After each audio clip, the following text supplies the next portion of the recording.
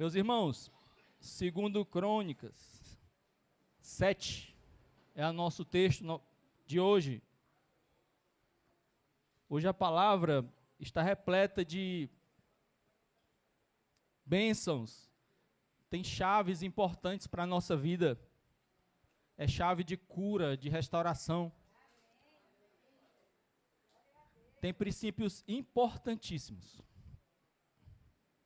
E aí eu queria que a minha oração é que o seu coração seja um solo, como aquele solo da parábola do semeador, que está aberto, sem nenhum impedimento, à semente da palavra de Deus. Porque a nossa vontade aqui, o nosso pedido aqui é que essa palavra entre como uma semente no solo do teu coração. Senhor Deus, vem, Senhor Deus, atingir, Senhor Deus, alcançar cada coração aqui. Vem preparar os corações, Pai. Retira todo impedimento, Pai. Nós profetizamos aqui, Pai, que muralhas vão cair. E nós cremos que muralhas já caíram. E muralhas hão de cair em nome de Jesus.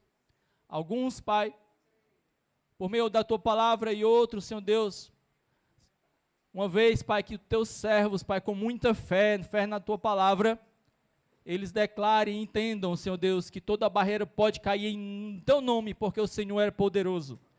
Portanto, Senhor Deus, vem derrubando as barreiras, Pai, desde já. As de hoje, Pai, e as de amanhã. Senhor Deus, vem, Pai, em nome de Jesus.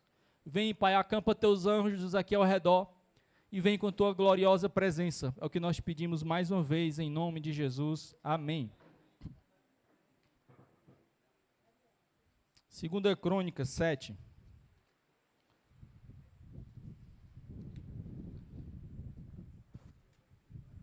De 11 a 16, tá? Do 11 ao 16.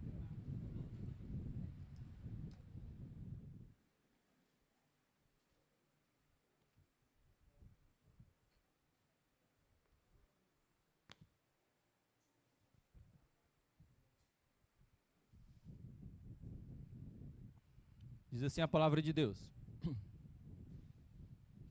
Assim Salomão acabou a casa do Senhor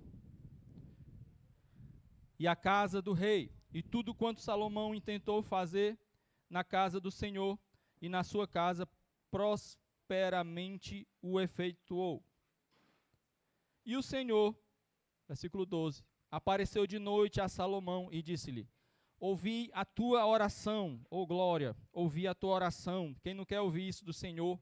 Ouvi a tua oração e escolhi para mim este lugar para casa de sacrifício, ó glória, né? Quem não queria ouvir isso do Senhor ao estar em casa, ao estar na igreja, onde quer que esteja, quer que seja a casa, seja o seu lar, seja a sua vida, quer seja a tua igreja, ouvir do Senhor que ouviu a tua oração e dizer que Ele escolheu esse lugar como casa de sacrifício. E ele continua e diz: se eu fechar os céus e não houver chuva, ou se ordenar os gafanhotos que consumam a terra, porque o Senhor é todo poderoso, ou se enviar a peste entre o meu povo. Aí vem o 14. E se o meu povo, que se chama pelo meu nome, se humilhar, orar, buscar a minha face, se converter dos maus caminhos, então eu ouvirei dos céus, perdoarei os seus pecados e sararei a sua terra. Agora estão abertos os meus olhos e atentos os meus ouvidos à oração deste lugar. Porque agora escolhi e santifiquei esta casa, para que o meu nome esteja nela perpetuamente, e nela estarão fixos os meus olhos e o meu coração todos os dias. Oh, glória a Deus, né? Quem não quer ouvir isso do Senhor? Quem não gostaria de ouvir diretamente essa palavra do céu para a terra? Do trono de Deus para o teu coração? Quem não gostaria de ouvir?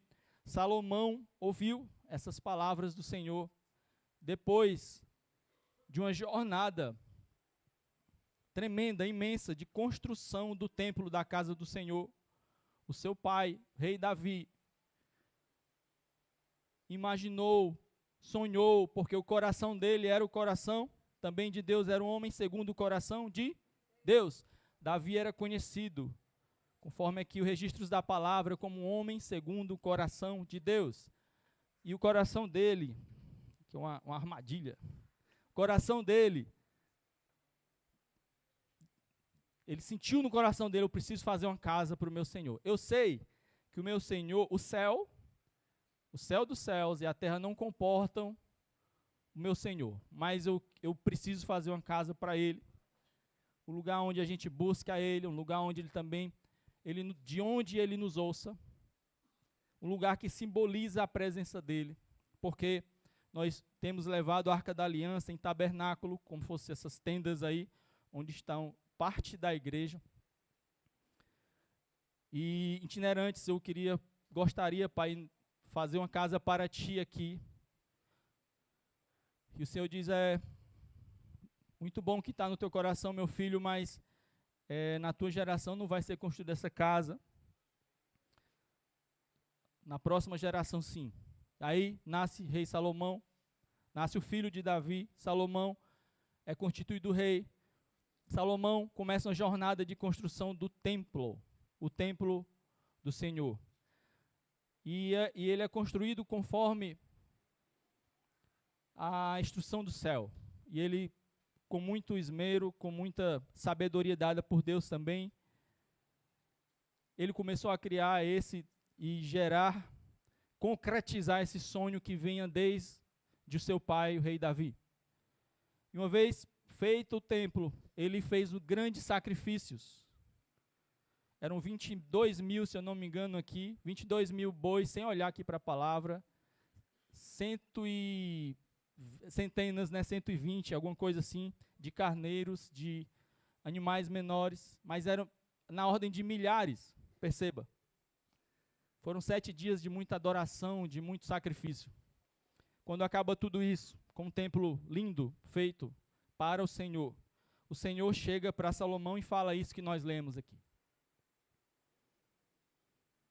Depois de sacrifício, depois de entrega, você pode repetir isso comigo? Depois do sacrifício, depois da entrega.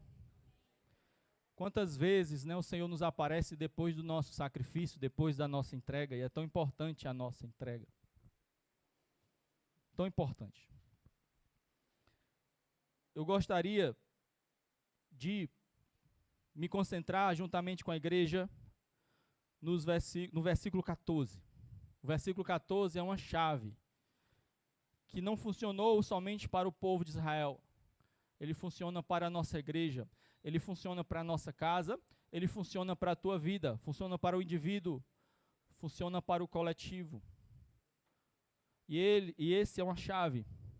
Diz assim: se o meu povo, que se chama pelo meu nome, se humilhar, orar e buscar a minha face, e se converter dos maus caminhos, então eu ouvirei dos céus e perdoarei os seus pecados e sararei a sua terra. Quem não quer ser curado? Quem não quer ser transformado? Quem já também não foi curado, não foi transformado por Deus?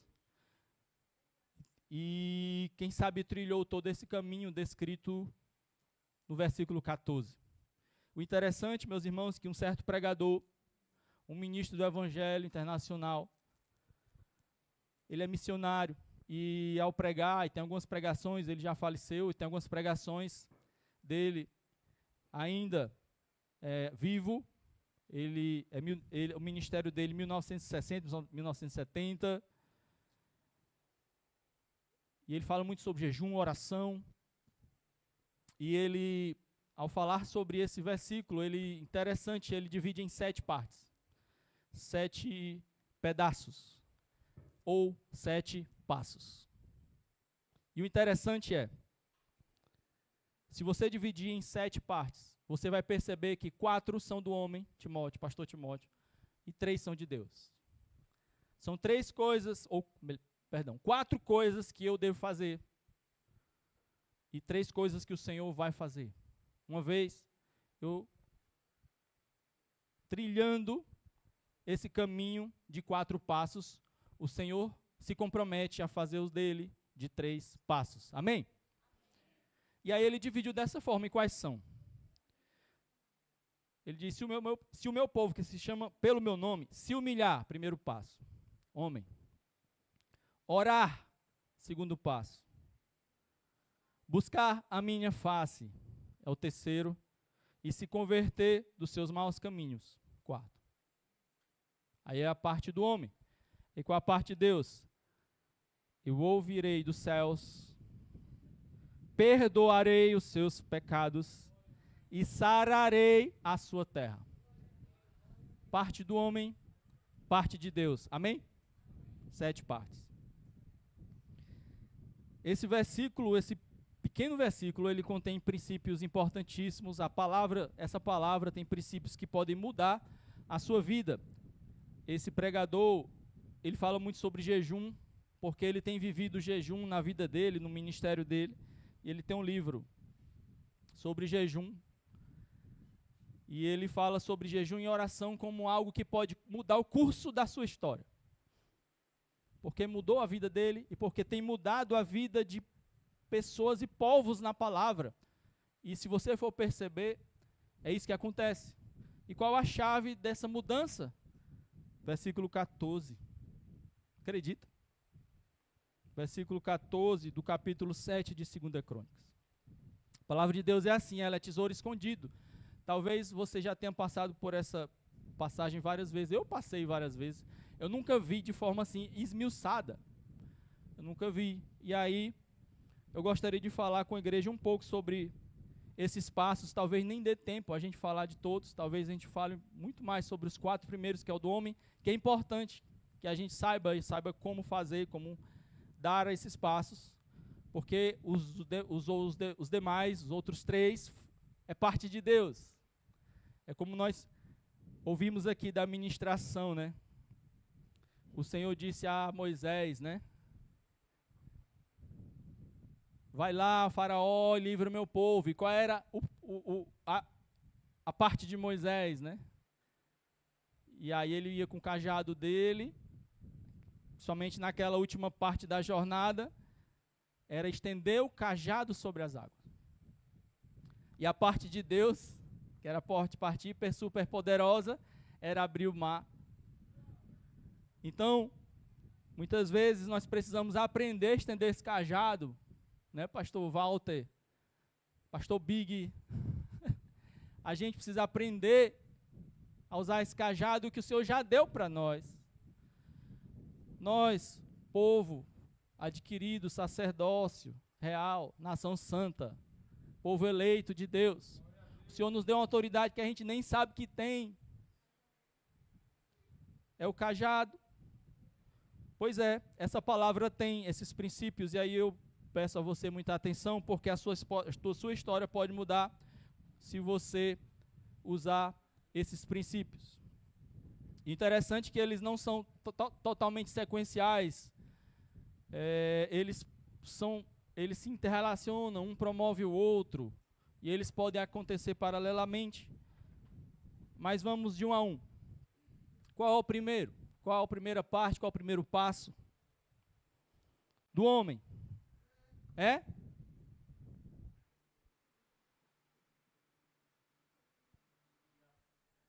Se humilhar.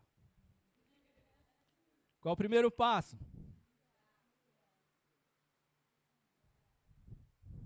Qual é o primeiro passo? Opa, melhorando. Mas é tão ruim você dizer se humilhar assim, se humilhar, né? Se exaltando, né? Talvez seja melhor falar se humilhar a si mesmo. Porque a pastora Juliane falou aqui na quarta-feira, uma palavra que seria pequena, né, Big? Foi falado com ela, uma pequena palavra, e ela deu uma palavra que deveria ser gravada, uma bênção. E falou sobre a história do rei Naamã, general, eu não sei qual era a patente dele.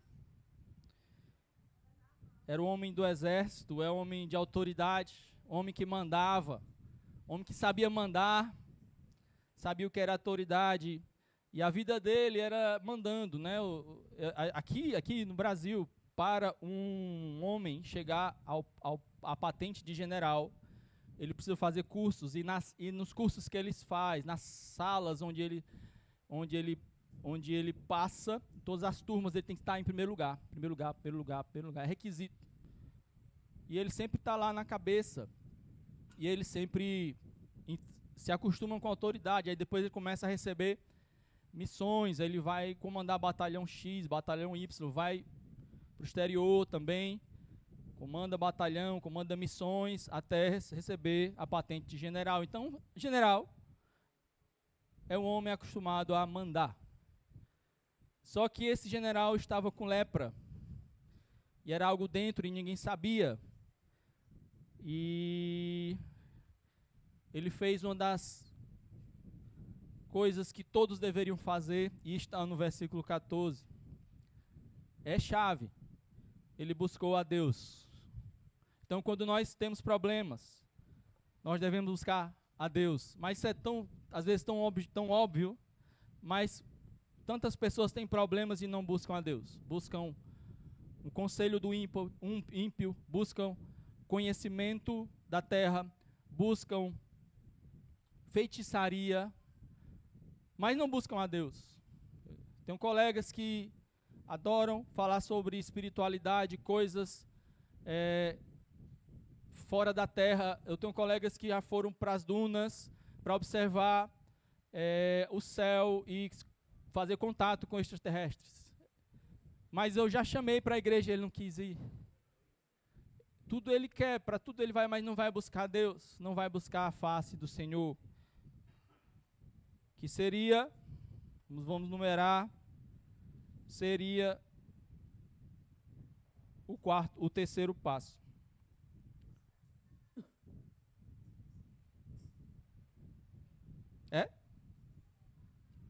Vamos contar aqui direito.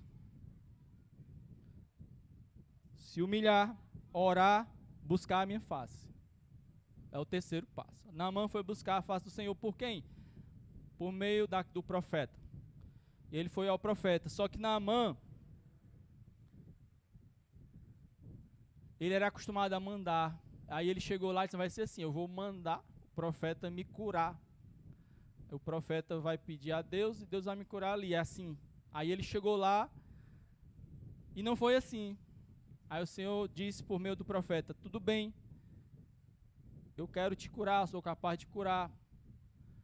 Mas aí você precisa se humilhar lá no Rio Jordão. São 7 mergulhos apenas. Ele, não, quero não, vou nada. Então ele quis pular o primeiro, o segundo, foi para o terceiro. Aí o Senhor, não, volta 2 casas, vamos para o primeiro passo, Rio Jordão. 7 mergulhinhos no Rio Jordão. Eu sei que você mandou em todo mundo aqui na terra, mas quem manda no céu sou eu, quem manda na terra sou eu. Você só vai se curar depois dos 7 mergulhinhos no Rio Jordão. E quantos de nós também, para obtermos uma cura, nós precisamos de um tratamento de Deus que são 7 pílulas, pílulas?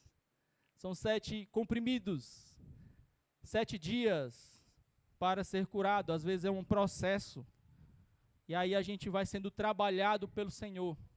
Porque se a gente não for trabalhar dessa maneira, nós não vamos viver o 100% de Deus na nossa vida, a plenitude de Deus, a boa, a perfeita e agradável vontade de Deus. O Senhor não quer só te curar fisicamente, Ele quer curar a tua alma, o teu coração. Ele quer restituir o plano original, a vontade dEle para a tua vida. Ele criou o Celino, criou o Natanael, Ele tem um plano, mas o mundo Ele tem nos desfigurado. Ele quer restaurar isso. A gente quer muitas vezes coisa tão pouca, mas o Senhor quer tantas coisas para nós. Os nossos planos são limitados, os planos de Deus são maiores. A palavra de Deus diz que os planos de Deus são maiores que os nossos planos. A vontade de Deus, ela é maior do que a nossa vontade. O Senhor sabe e Ele quer que isso aconteça, mas na vida de Naamã não estava assim ainda. E Naamã, ele foi feliz, ele se submeteu àquele tratamento e ele foi ao Rio Jordão. Era um rio que não era assim aquela, né, um beach park, né? Não era. Era algo assim simples. E ele foi lá E após o sétimo mergulho, ele foi totalmente curado, restaurado pelo Senhor. E penso eu, não somente no corpo, mas principalmente na alma. E ele viu que existia um Deus sobre todas as coisas. E que nós precisamos estar posicionados no nosso lugar. Sabe, o Senhor não quer nos humilhar. O Senhor quer nos exaltar. Você sabia disso? Jesus diz, você quando chegar em um lugar, você procure o último lugar, última cadeira deste lugar, para depois, o dono deste lugar, dizer, não, sente aqui mais próximo. É assim que Jesus nos ensina. Porque é assim que o Senhor faz na nossa vida. O Senhor, Ele nos restaura, nos chama como servos, mas no final das contas Ele já está nos chamando como filhos para sentar na mesa dEle. E Ele nos exalta, de certa maneira, mas primeiramente é necessário nos humilharmos. E o Senhor Jesus disse, primeiramente Isaías, está escrito lá em Isaías 61, sobre o Messias, que Ele iria fazer o quê? Isaías 61.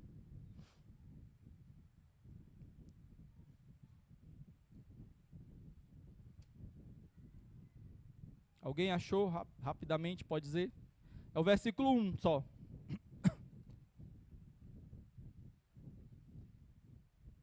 Isaías 61.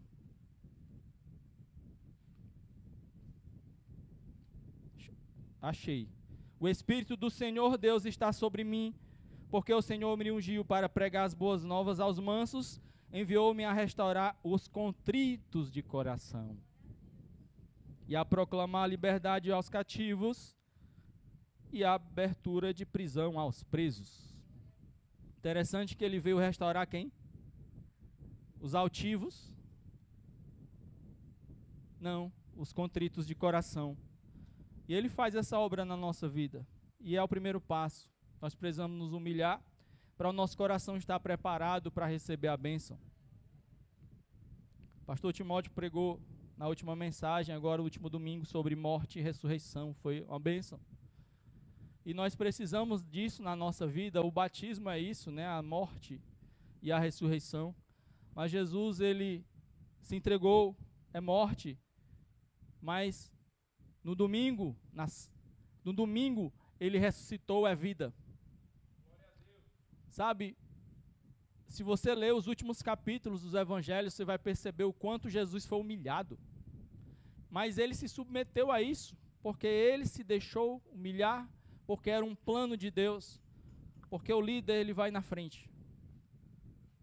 E ele não podia pedir isso de mim nem de você. Se ele não fizesse, ele fez. Ele se humilhou desde o momento onde ele saiu do trono dele e veio à terra. Até chegar aqui não como rei, mas como um carpinteiro. Até andar em um corpo mortal como todos os homens. Até chegar à morte de cruz. Mas até chegar à morte de cruz, teve cuspe no rosto, coroa de espinhos, teve tanta coisa.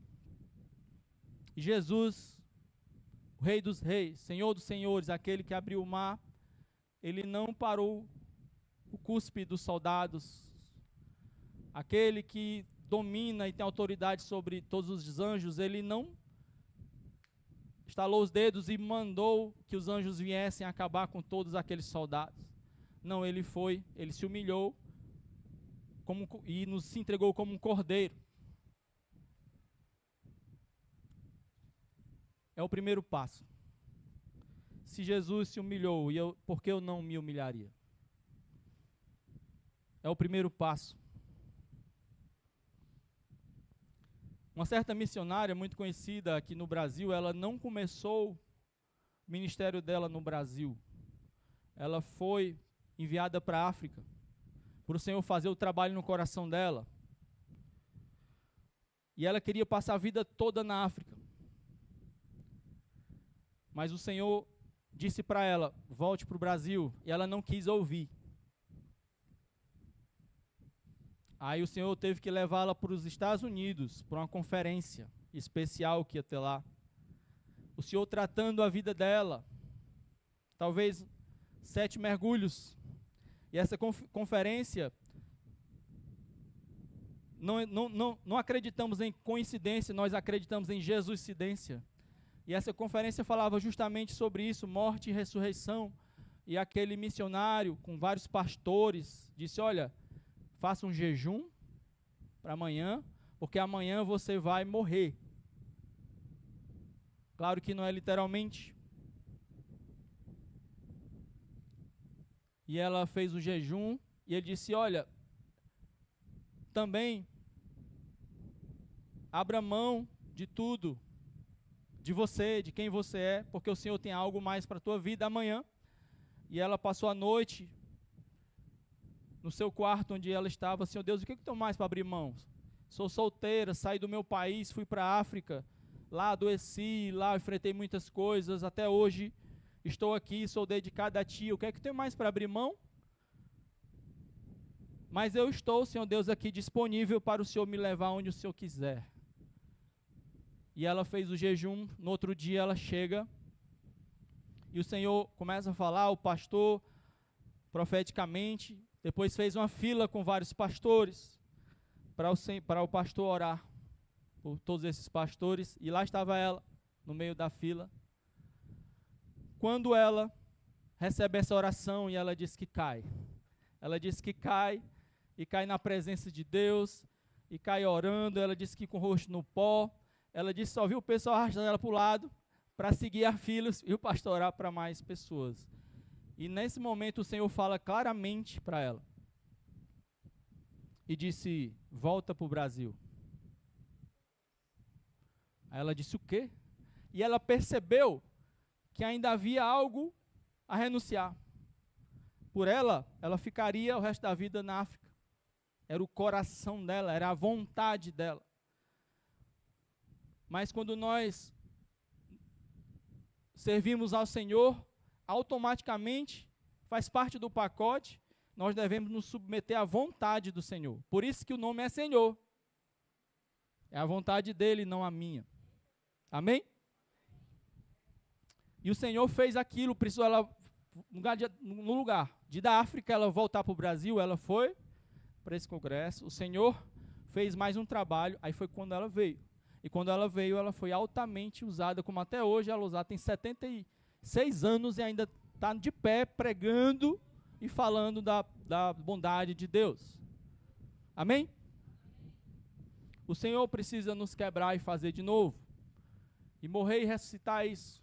É como o vaso do oleiro, é como ir à casa do oleiro. Ir à casa do oleiro não é subir à casa do oleiro, é descer à casa do oleiro. Você percebe? A casa do oleiro é para baixo. E aquele homem desceu, ele foi quebrado. Mas também ele foi refeito, um novo vaso. Ah, eu morri, mas eu ressuscitei. Eu sou um novo homem, nova vida. O Espírito Santo em mim, uma maravilha. Mas existe um processo, é o primeiro passo, é o se humilhar. Amém? E nesses dias eu tive uma visão de uma prática chamada jejum. Uma visão diferente, eu não via jejum como humilhação, mas a Bíblia está repleta de versículos sobre jejum como um tipo de humilhação. Acredita, meus irmãos? E eu queria falar um pouco sobre isso. Outros dias, talvez em cultos de oração, em um acampamento, em um tipo de congresso, a gente pode falar mais sobre jejum, mas eu queria tocar alguns pontos que fazem parte do ensinamento desse homem que escreveu um livro chamado Mudando a História através da Oração e Jejum. Ele tem uma experiência ministerial, teve, né, que ele já faleceu, e ele tem 3.000 dias de jejum na vida dele. Ele não foi para se expor, nem para se exaltar, ele apenas fez uma contagem, ele jejuava apenas toda quarta-feira. Os judeus jejuavam na quarta e na sexta. Ele decidiu jejuar toda quarta. Ele era do exército britânico. Toda quarta ele jejuava. Os soldados já sabiam, porque ele não tinha como esconder. Ele tentava esconder, mas os soldados já sabiam. Mas algo mudou na vida dele, ele descobriu o céu ao praticar o jejum e a oração. E ele descobriu o seguinte, que jejum é subjugar o meu ego arrogante. Jejum é colocar-me sob a disciplina e controle de Deus. 2. Jejum é humilhar a alma. Por isso que está dentro do tópico humilhar. É afligir a alma. E onde está isso? Salmo 35, por exemplo. Salmo 35. Só uma ilustração. Existem vários versículos que falam sobre jejum como afligir a alma, como humilhar a alma. Mas o Salmo 35, só um minuto, vou abrir aqui. Diz assim, 35:13. Mas quanto a mim, quando estavam enfermos, as minhas vestes eram o saco, humilhava a minha alma com jejum, a minha versão, e a minha oração voltava para o meu seio. Humilhava a minha alma com jejum. Outros podem dizer, afligia a minha alma. Então o jejum, ele também tem essa função. Tem outras funções. O fato é que todos nós precisamos aprender a humilhar, afligir a nossa alma. Por quê? Primeiro, a sua alma, biblicamente, ela é composta de vontade, intelecto e emoções. Simplificando, é o que eu quero, é o que eu penso e é o que eu sinto. E essa é a minha alma. Vamos lá. Você pode repetir comigo? É o que eu quero, é o que eu penso e é o que eu sinto. Sabe? Aquela criança mimada. Eu quero. Aí o pai disse, não, mas eu quero. Sabe? Aquele jovem que já está querendo ficar independente diz, eu penso assim, é assim que eu penso, é assim que ele acha que tudo que ele pensa é a verdade. Ou aquele adolescente, né, sem querer criar polêmicas, né, mas eu sinto que está saindo da fase de criança, também não chegou como jovem, mas as emoções são muito fortes. E o que ele sente, muitas vezes, é o que ele quer fazer, é a locomotiva principal da sua vida. Mas tudo isso está dentro da alma, é o que eu quero, é o que eu penso, o que eu sinto. Mas quando nós temos o nosso Senhor, a Jesus como o nosso Senhor, não é o que eu quero, é o que Ele quer. Não é o que eu penso, é o que Ele pensa, porque os pensamentos dele são maiores do que os meus. Por que eu vou selecionar o meu, escolher o meu, se o dele é maior que o meu? É uma questão de lógica, de realismo. Eu preciso ficar no meu lugar, porque Ele é maior que eu, e Ele vai me levar, como diz Salmo 23, a pastos verdejantes, águas tranquilas. Mas se o meu pensamento, se a minha vontade, os meus sentimentos forem na frente, eu vou sair, eu vou ser como aquela ovelha perdida. Ele vai me levar para cá e eu vou para lá. Mas essa é a nossa alma, meu irmão, e a gente precisa aprender a afligir, a humilhar a alma. E humilhar a alma, pense, é só submeter a sua alma. É só você subjugar a sua alma, a sua vontade, o que você pensa, ao nosso maravilhoso Deus. Por que eu devo afligir minha alma? Porque a alma é a parte arrogante de mim, segundo o pastor missionário. Ele diz é a entrada de tudo, é a parte egoísta de mim. Então, homens, quanto mais egoístas, mais distantes estão de Deus, porque eles pensam em si e muitas vezes mais distantes estão dos outros homens. E eu preciso humilhar, submeter essa parte arrogante de mim. Eu preciso. O Senhor precisa reinar em minha vida. E a segunda grande ponto, porque eu devo humilhar minha alma, porque eu preciso alinhar-me à vontade de Deus. A vontade de Deus, que é maravilhosa, é sublime, ela é grande, ela precisa ser realizada, e não a minha vontade, a vontade que está lá dentro da minha alma. E Jesus, o que é que ele nos diz sobre isso? A oração chamada, conhecida como a oração do Pai Nosso, diz o quê? Pai Nosso que estás no céu, santificado seja o teu nome.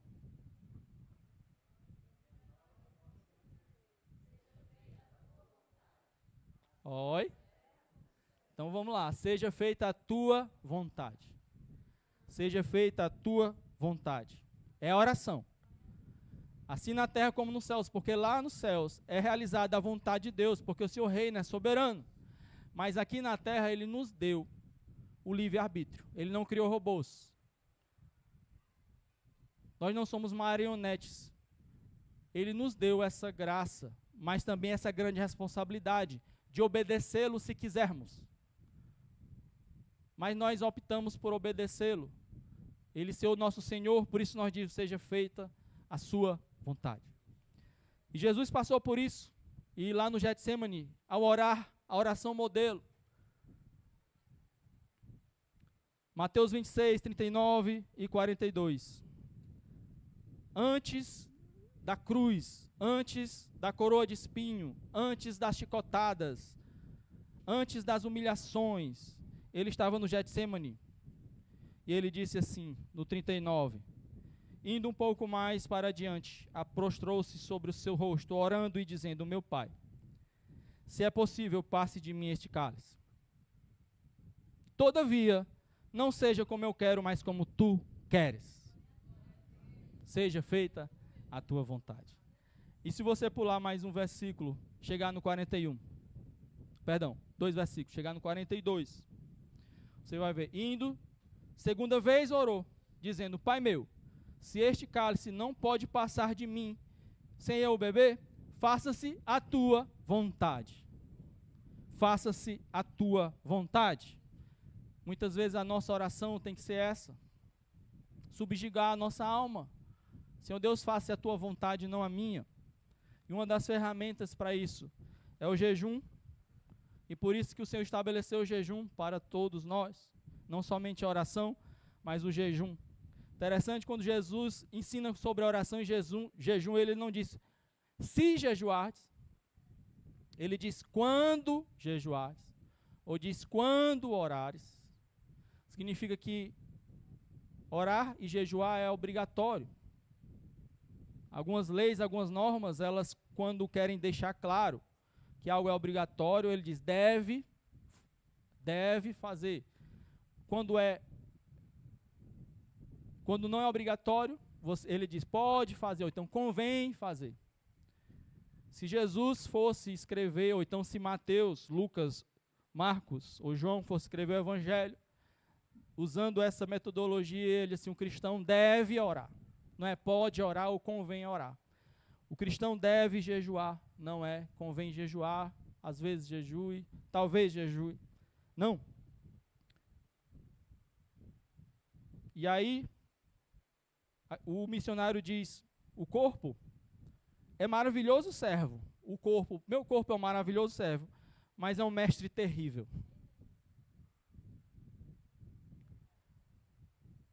E outro homem, um pregador, ele diz, o meu estômago não me diz quando eu devo comer. Sou eu que eu digo a ele quando eu vou comer. E aí é assim que ele trabalha a mente dele, talvez quando faz jejum, porque ele entende, meu estômago não é meu dono, eu sou o dono do meu estômago. O estômago não é o meu mestre, eu sou o mestre do meu estômago. E assim funciona com todos os teus membros, assim funciona com o teu corpo. E um modo de treinar isso é jejum. Uma forma, tá, de treinar. E aí com jejum você diz, estômago, você não é o meu mestre, você é o meu servo. A pergunta é, quem é o mestre da sua vida? Quem tem sido o mestre da sua vida? Você ou seu estômago? Você ou seus vícios? Você ou suas vontades? Você ou seus pensamentos? Você ou as suas emoções? Mas o que é que acontece quando eu humilho a minha alma através do jejum? Eu vou trazer alguns pontos tirados da palavra de Deus, 4 principais. Meu irmão, jejum é poder de Deus na veia espiritual. Interessante, Lucas 4, ele diz assim, Jesus voltou do Jordão, depois de ser batizado, cheio do Espírito Santo. Depois do Jordão, Jesus foi para onde? Quem lembra? Deserto. Depois do Jordão, deserto. Deserto, 40 dias de jejum. Relato de Lucas 4,14. O que é que ele diz? Jesus, pelo poder do Espírito Santo. Aí ele começou. Jesus se encheu de poder ali. Muitas vezes, o poder é liberado para a nossa vida no jejum, na oração, quando você se submete a Deus. Sabe? Jesus, ele já fez isso, já entregou isso para nós, quando ele voltou cheio de autoridade, depois que ele ressuscitou, ele disse, olha, eu ressuscitei, foi-me dada autoridade sobre o céu e sobre a terra. Soprou o Espírito Santo para aqueles homens e disse, ide, pregar o evangelho, fazer discípulos sobre todas as nações, expulsar demônio, curar doentes, tudo isso é poder que ele nos dá. Mas alguns de nós não recebemos porque nós não liberamos. Isso é, você tem o potencial de fazer isso. Sabe aquela caixa d'água cheia d'água? Você só vai usar quando você abrir a torneira, abrir o registro. Aquilo só vai sair quando você abrir. E muitas vezes o registro é a oração, é o jejum, é a submissão da sua vida, a vida de Deus. O ministério de Jesus só começou depois do deserto, depois do jejum. Perceba que nós cantamos uma canção sobre Moisés, onde ele foi usado para libertar um povo. Moisés veio do palácio do Egito. Ele poderia usar a própria força, a própria alma, a própria vontade, o próprio conhecimento. Eu penso, eu sei, eu sinto. Moisés tentou fazer isso, ele matou um soldado, correu, passou 40 anos no deserto. Depois que ele foi tratado no deserto, aparece a sarça ardente. Ele vê que o Senhor existe, todo-poderoso, e o Senhor diz literalmente, não é o que você quer, o que você sente, nem o que você pensa, é o que eu quero, eu sinto e o que eu penso. Agora vai, faz isso, isso e aquilo. E Moisés fez bem direitinho. 10 pragas do Egito, aquele povo foi liberto, do jeito que o Senhor falou, levaram até o mar, o Senhor deu mais uma estratégia, um passo para Moisés, que é só estender o cajado no mar, abriu-se o mar, foi tudo certinho, por causa do comando do Senhor, por causa que não era a vontade de Moisés, era a vontade de Deus, não era o pensamento de Moisés, era o pensamento de Deus. É poder de Deus? É. E a segunda coisa que o jejum pode me trazer é a mente de Deus. É o céu na terra. É você entender o que é que o Senhor quer. E foi isso que Daniel fez, por exemplo, nos 21 dias de jejum. Talvez seja isso que o Senhor Jesus buscou nos 40 dias de jejum. É entender quais seriam os próximos passos, qual é a vontade de Deus. Os discípulos, os apóstolos, jejuaram e oraram até descer o Espírito Santo, Atos 2. Eles pararam? Não, continuaram jejuando e orando. Receberam estratégias divinas. Até lá tinha mestres e profetas. Teve um momento que em jejum e oração o Senhor revela coisas do céu. Aí diz, olha, separai-me, Paulo e Barnabé. Primeira viagem missionária. Apóstolos saem para fazer algo novo. Continuaram jejuando e orando. Ah, mas o povo reclamou. Está faltando assistência.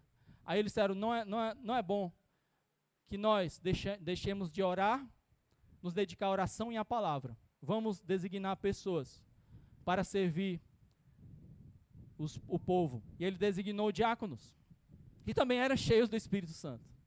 Estevão, cheios do Espírito Santo. Mas olha que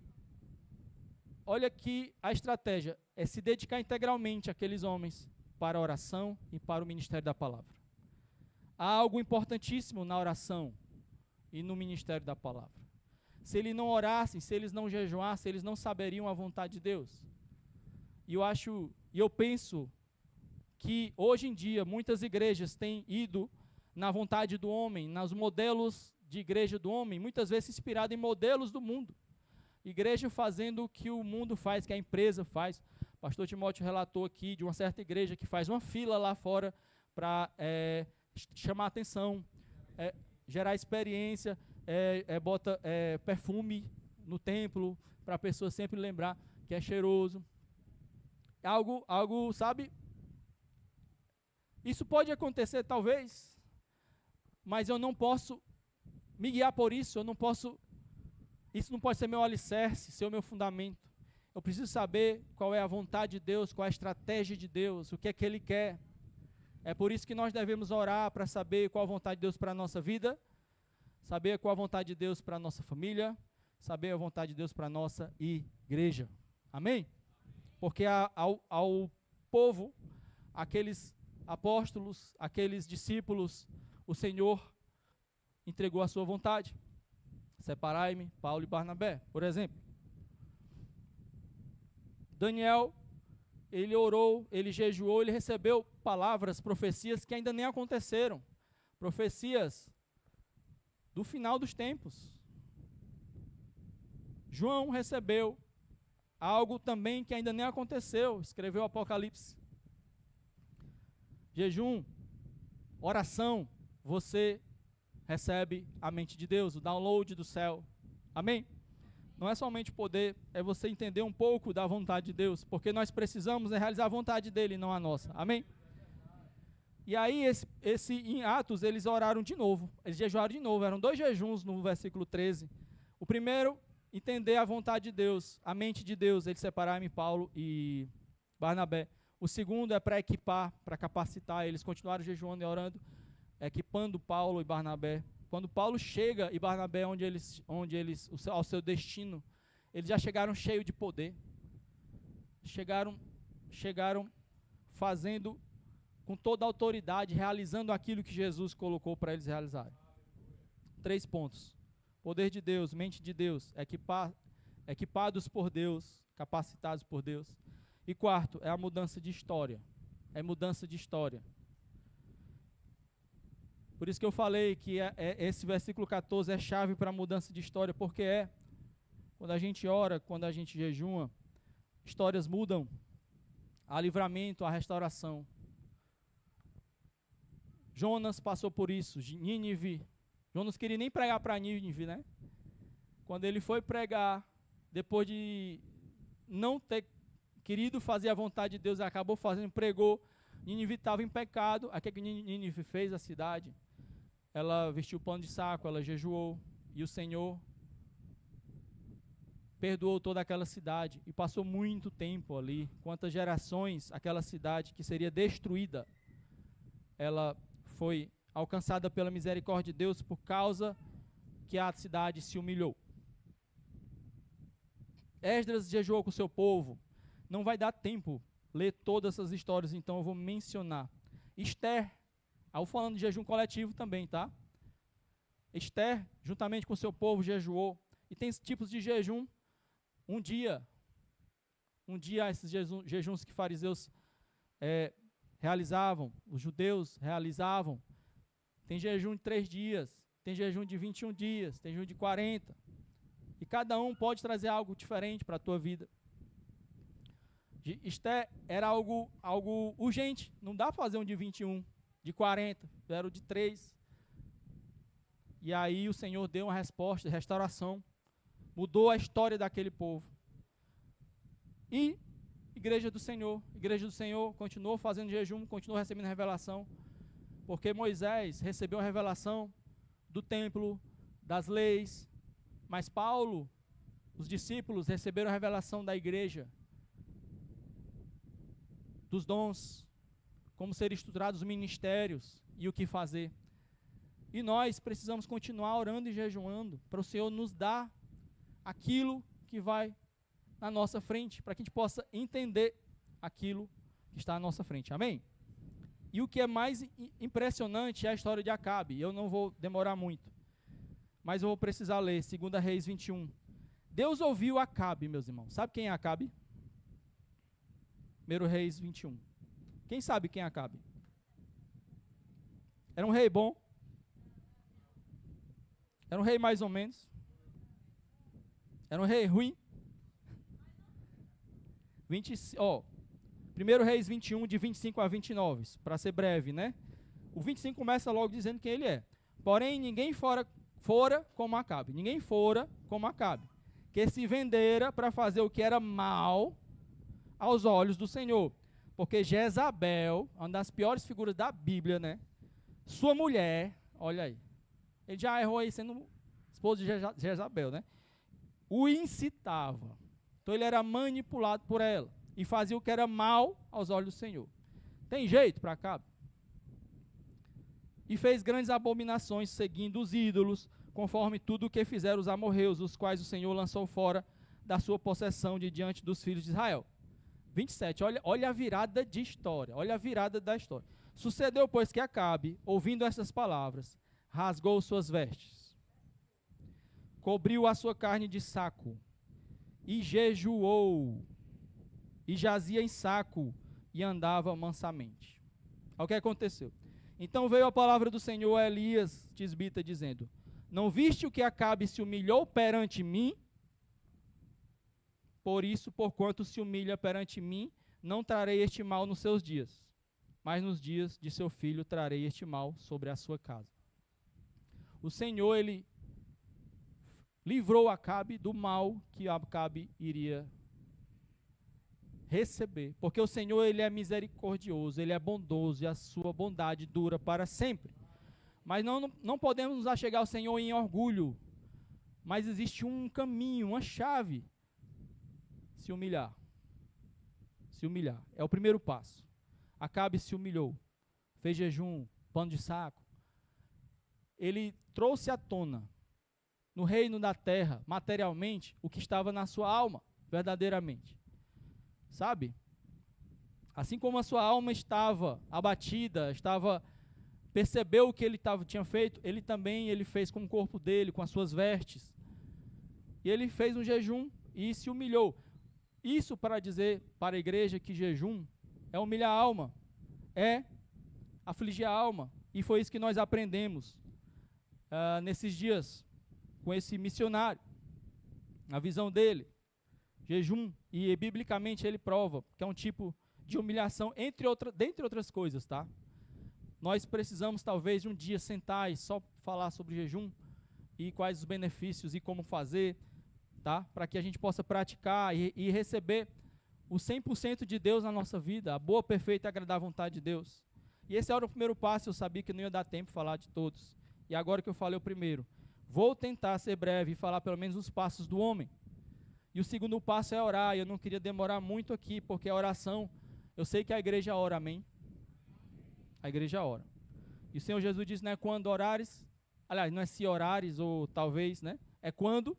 Então, a mesma medida que ele faz para oração é para jejum, viu? É quando jejuares, é quando orares. Então, ele espera que a gente ore.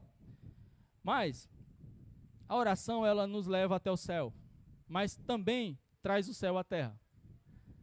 E eu já perguntei isso a Deus e eu fiquei, mas a oração, ela nos leva ao céu ou leva o céu à terra? E hoje eu percebo que são as duas coisas. E o Senhor, ele estabeleceu um mecanismo para isso. Naquela época, no Velho Testamento, o povo, ele só conseguia chegar a Deus por meio dos sacerdotes, dos profetas. Deus chegava aos homens pelos profetas. E os homens chegavam a Deus pelos sacerdotes. Você percebe isso? E apenas alguns tinham o Espírito Santo estava sobre eles. Mas algo sensacional aconteceu. Jesus veio à terra, o próprio Deus veio à terra. E ele veio como nosso advogado. Ele veio interceder junto ao Pai. Ele veio trazer algo que estava perdido. Algo que estava perdido. E é importante a gente entender o seguinte: o Senhor nos criou lá no Éden, nos deu autoridade ao homem sobre a terra. Sabia? Autoridade ao homem, deu jardim para cuidar. O que foi que o homem fez com a sua autoridade? Entregou ao diabo. Como? Até hoje o homem é manipulado pelo diabo. Ele utiliza brechas da tua vida para te manipular. Ah, é horrível você ver alguém possesso. É feio. E às vezes até raro ver, algumas vezes. Mas tem muita gente possessa por aí. Tem muita gente opressa por aí. Porque o Senhor, o diabo, ele trabalha com possessão, opressão. Mas tem algo que ele faz que é mais frequente. É a tentação que nos leva à manipulação. E o diabo manipula a gente de várias formas. Gente, uma criança manipula a gente. Uma criança. Sabe? O Asaf deve manipular, no bom sentido, tá? Ele chora. Pode ser que ele nem sinta fome, ele chora. E a Alana já conhece os tipos de choro do Asaf. Às vezes é manha. A criança vai crescendo também aquele choro de manha. Sabe? Ele sabe. E acontece. E o diabo, ele nos manipula de várias maneiras. E utiliza das brechas que a gente mesmo dá. E assim o homem começa a dar ao diabo autoridade. E hoje o sistema inteiro do mundo, ele é comandado pelo diabo de todas as formas. Jesus não contestou Satanás na sua tentação, quando Satanás disse, está vendo esses reinos? Eu te darei. Jesus não contestou. Porque os homens, ele deu aos homens, os homens deu a ele, deu a Satanás. E Jesus estava ali para restaurar o reino dele. Por meio de você. É nós que fomos transportados do reino das trevas para o reino da luz. E na medida que nós pregamos, nós evangelizamos, nós trazemos mais um. Cesta viva, diz Timóteo. Cesta viva. Sabe, mais um que está no reino das trevas. Algum que estava sendo enganado. E o Senhor vai trazendo para o seu reino. Mas por que eu estou falando isso? Por causa do mecanismo que o Senhor entregou.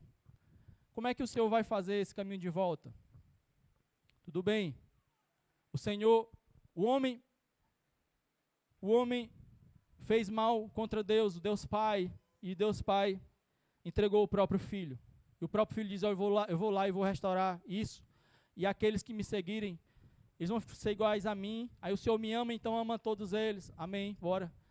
Jesus veio, e agora Jesus é o nosso intercessor. Maravilhoso, aconteceu 2000 anos atrás. Na hora dele subir, ele diz, olha, vocês não ficarão órfãos. Vou deixar aqui o Espírito Santo. Sabe o que significa Espírito Santo no grego? Uma das palavras, quem lembra? Vai ganhar Consolador, mas no grego. Quero ver no grego.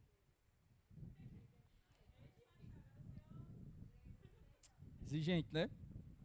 Pessoal, eu nem sei se é grego ou hebraico. Eu acho que é grego.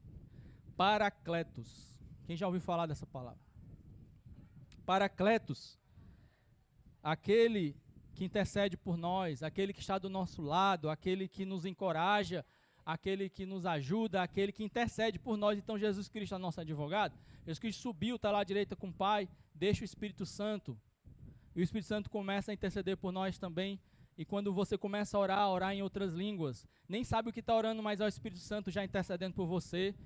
Então entenda, o Senhor sabe todas as coisas, o Espírito Santo é o Espírito Santo de Deus, ele sabe a vontade de Deus e começa quando você ora em línguas, quando você, lá no seu quarto, que edifica a si mesmo, né? Você começa a orar os sonhos de Deus, os planos de Deus, o Senhor começa a interceder por você, e existe essa ligação toda de volta, Deus Pai, Deus Filho, Espírito Santo e o homem. O céu toca a terra toca o céu. Amém?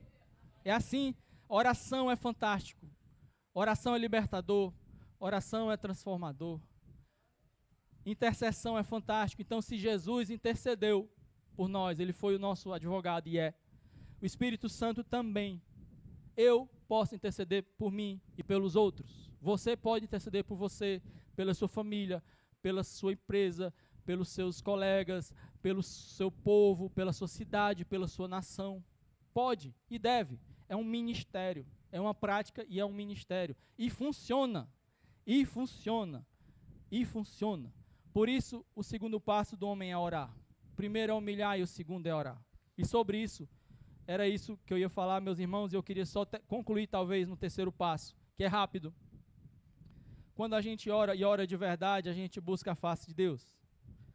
E buscar a face de Deus, quando às vezes você ora, você adora. Muitas vezes você adora, você a ora. Já viu adoração em oração e oração em adoração? Tem canções que a gente canta aqui que é uma verdadeira oração. Mas tem orações que a gente faz no nosso quarto que é uma verdadeira adoração.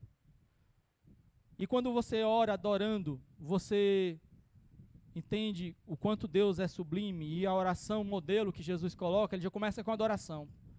Pai nosso que estás no céu, santificado seja o teu nome. E é tão bom quando você começa a orar todos os dias em adoração, em súplica, e entendendo que o nosso Deus é sublime. Mas quando você encontra a face de Deus, é tremendo. É tremendo quando você encontra a face de Deus. Então, existem duas coisas muito importantes que acontecem. Quando você contempla a face de Deus, é como se você contemplasse o filho, a face do pai ou da mãe. E você vai perceber se ela está triste ou está alegre. Se ela está contente ou você está desagradando. Sabe quando o pai olha para o filho? Muitas vezes, quando é criança, a orientação é você ou trazer o seu filho para perto dos seus olhos, ou você descer e falar nos olhos dele, e ele perceber como você está, como está a sua face, ele começar a ler você. E quando você ora e adora a Deus, além de ver o quanto ele é sublime, poderoso, maravilhoso, quando você ora e chega na face, encontra a face do Senhor, a presença dele, você percebe também que ele pode estar chateado com você. E aí vem o tratamento, aí vem a transformação. E não tem como você chegar diante da face do Senhor sem ser transformado. Então existe a oração que busca a face de Deus. Existe a adoração que chega na face de Deus, a glória de Deus. Por isso que nós pedimos, Senhor Deus, vem com tua glória. Aqui, no 2 Crônicas, a glória de Deus desceu àquela casa. A casa que foi construída, aquela casa física, aquele templo. E o Senhor pode fazer isso na sua vida, pode fazer você como indivíduo, também pode fazer na sua casa, pode fazer aqui na igreja, desde que a gente venha aqui com o propósito de buscar a sua face. Amém? E algo importante, aí eu trouxe isso aqui. Não é só a Juliane que está usando óculos. Eu também estou.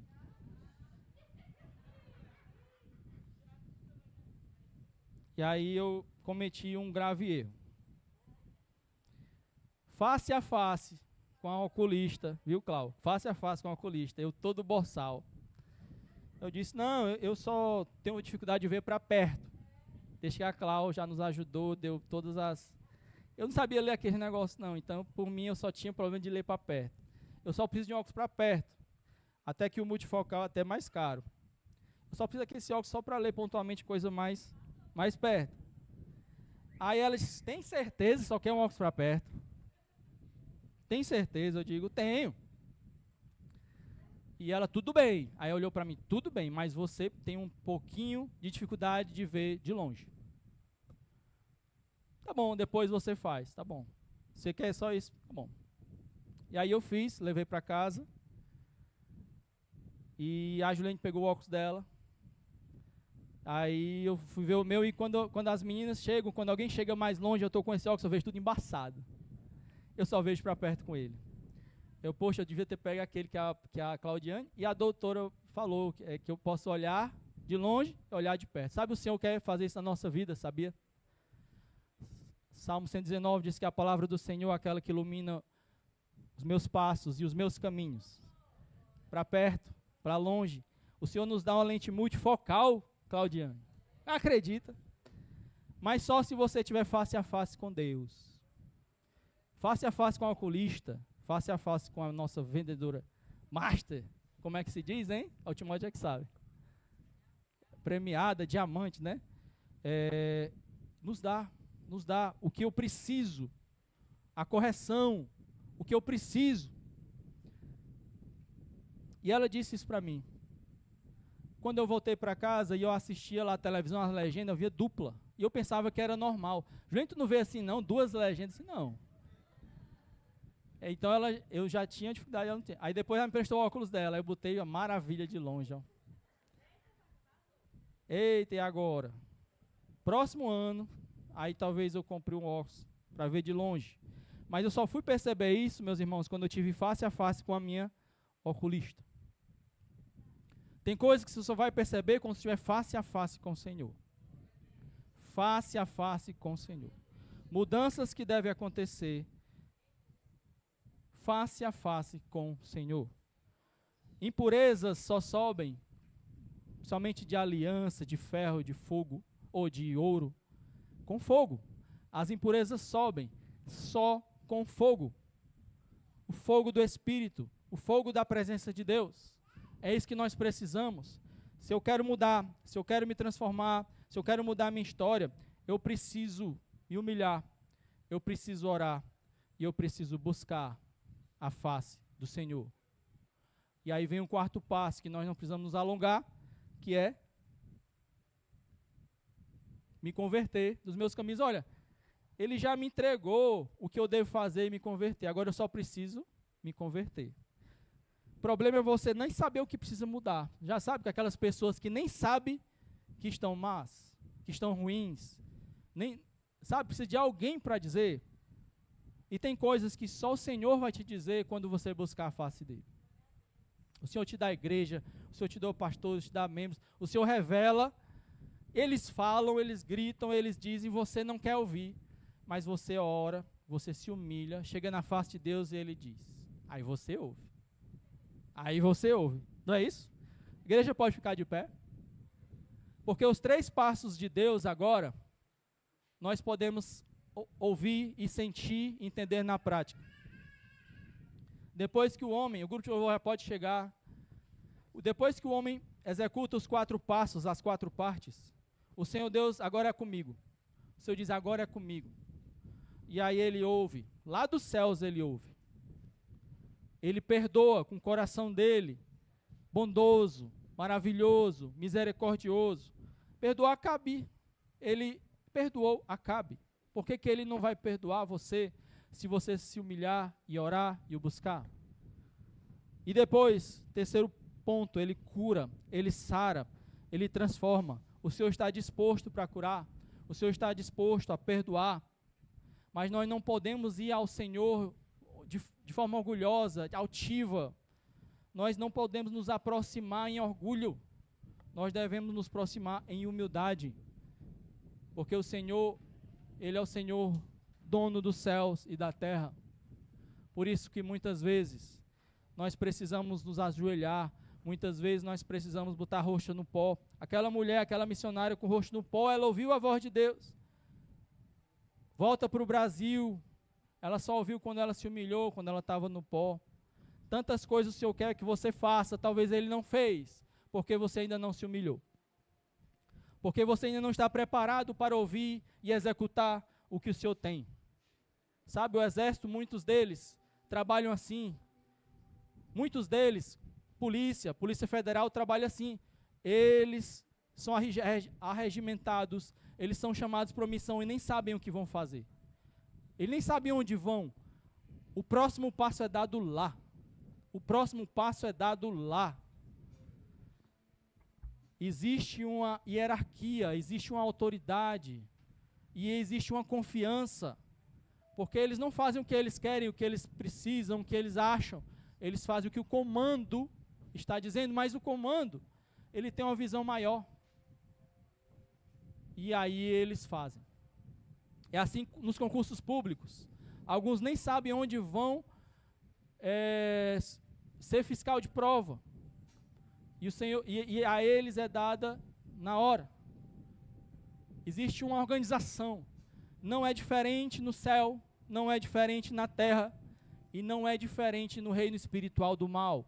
Eles são organizados, o crime é organizado, as facções são organizadas, os anjos do mal também são organizados, e nós não somos, e nós não ouvimos a Deus, nós queremos fazer a nossa vontade.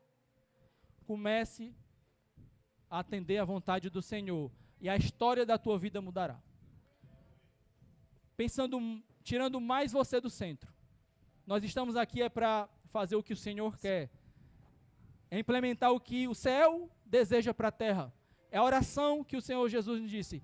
Seja feita-se na terra como no céu. Ah, Senhor Deus, como é que eu vou fazer na terra se eu não sei como é que o céu quer? Meu filho, vai humilhar, vai orar, vai jejuar, vai se santificar. Porque o quarto passo é santificação. É santificação. Quando eu sei o que eu preciso mudar, eu mudo. Eu mudo. E eu vou me santificando. Aquele que vê a face de Deus, a palavra diz que vai crescendo de glória em glória. Esse processo. Eu entro na face de Deus, ele me diz, meu filho, mude nisso. Você muda nisso. Sobe mais um degrau. Meu filho, mude nisso. Outro dia. Muda, sobe mais um degrau. Meu filho, separe Paulo e Barnabé. Sobe mais um degrau. Quem quer subir mais um degrau? Quem quer um novo nível?